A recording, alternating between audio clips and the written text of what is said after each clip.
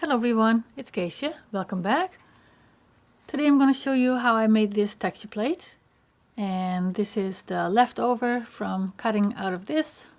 And I made another one that I haven't used it yet. Lots of options. First you want to have a drawing. And I made this drawing years ago to make into a stencil. And I figured I have the drawing. I'm now going to make it into a texture plate. And I have here 2 more drawings. So you want to make a drawing with on its own standing shapes. Then you want some fun foam, some sort of background. So here I have 2 ends of the book that we're going to glue together to make it sturdier. Or you can use these chopping mats that I get at the dollar store. We want some waterproof glue or double-sided tape. And here I have a regular pen, Sharpie marker, coloring pencil, and this is a charcoal pencil. If you don't have a charcoal pencil, make sure you have the soft regular pencil that leaves charcoal behind. That is for tracing. First, what we're going to do is trace our design onto the fun foam. So there's 2 ways that you can go about with this pattern here. I got a coloring pencil and I pushed real hard. I'll try in the corner here. You push real hard, but not hard enough so that you go through your paper. And you will see, I don't know if you can see it, but you can see there's a small indentation. So then you can trace this with your pen so that you can see where you need to cut. I did that with this one. It is quite tough to not cut through your paper.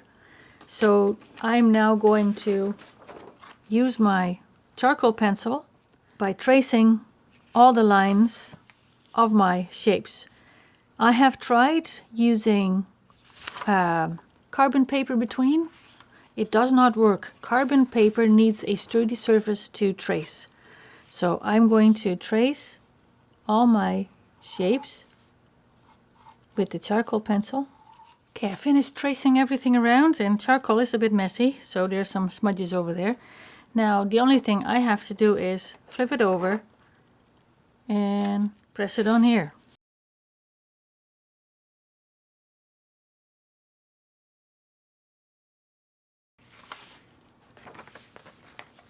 There it is. Okay, we're going to set this aside and we're going to prepare the background. So I have this as background, so I can use this. I will just glue these 2 together, and I will be using double-sided tape. But you can use waterproof glue. This is a regular gel mat. Once it's dry, it's waterproof. This double-sided tape I got at Princess Auto here in Canada. I do not know if you can find it anywhere else, but this works real great.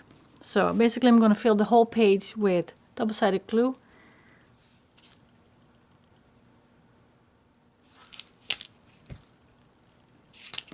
So once I finish the gluing, I will trim it.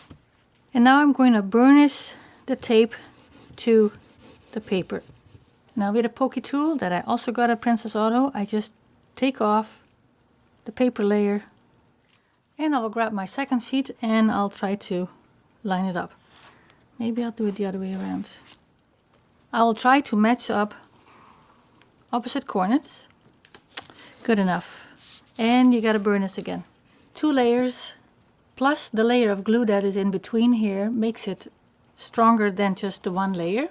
And now you want to place double-sided tape on here also. But if you don't have double-sided tape and you're going to use glue, cut it out, add glue to your piece, and then put it down. And I'm going to add double-sided tape to this side here. Okay, burnish the tape again.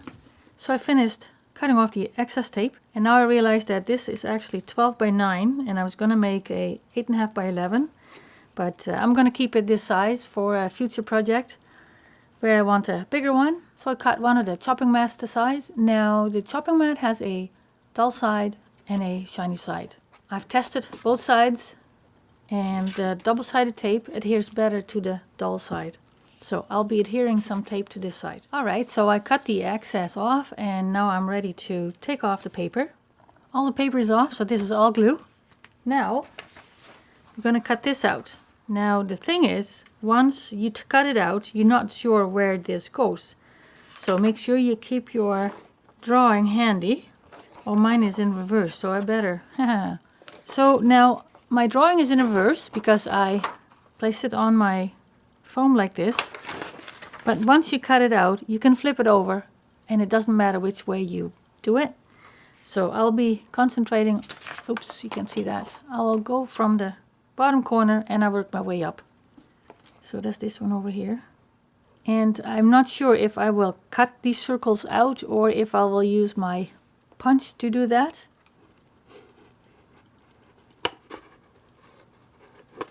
Yeah, it's much easier to use your punch.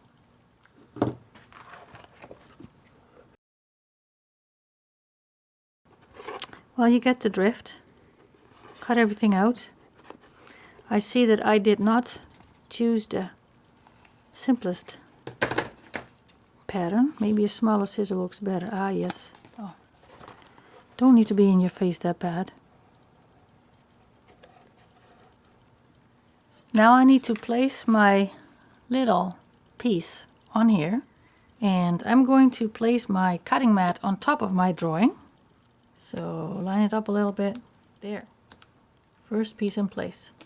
And don't cut above your sticky background, because if you drop something, it's very hard to get off. This one goes here. And I can modify it as I go. And I'll keep adding shapes to the background until it's filled. Here's a tip for you. When you're using the chopping mat, it is see-through. So I've placed my pattern under the mat and taped the corners to my surface so that it doesn't move. And now I can just lay my cut pieces approximately where I have them on my drawing. It doesn't have to be exactly precise, but just an approximate. I'm going to continue and I'll be back. Now most of it is filled in except for the circles here and there, and I'm just going to cut my circles with my 1/4" circle punch. This foam is very staticky, so everything clings to each other. I think I want 3 here. Quite empty space here. Okay, so I added a little bit more dots than my initial drawing had. So now I'm quite happy with it. So this sticks, so I will now paint the background with some acrylic paints. Now I'm going to paint the background. I just want the background, the stickiness to be gone, because I'll be making marks with my pen and my hand will be constantly sticking to the background. So now I'm just painting the background.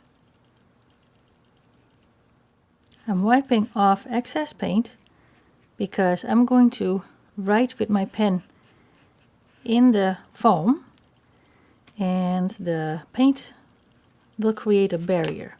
So as I go, I will be cleaning off my foam. Alright, all painted up and cleaned, and now I'm going to wait for it to dry. So the last thing to do is making marks. So I'm going to make little stripies or all over, or make this circle with the underside of my pen, and keep it simple. Simple is the best. And let me see what I will do. I'm just going to start somewhere, just making little marks. And you don't have to do the whole thing. Or if I close my pen and I will make circles and I will rotate my pen to make sure it gets contact all around. And if you're going to make a few, make either 3 or 5. Uneven is nice. But if you do a whole bunch, then it doesn't really matter anymore. Long stripes like this.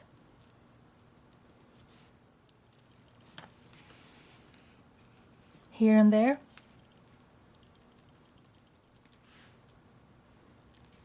Also in 3s or 5s. Here I'll show you another one.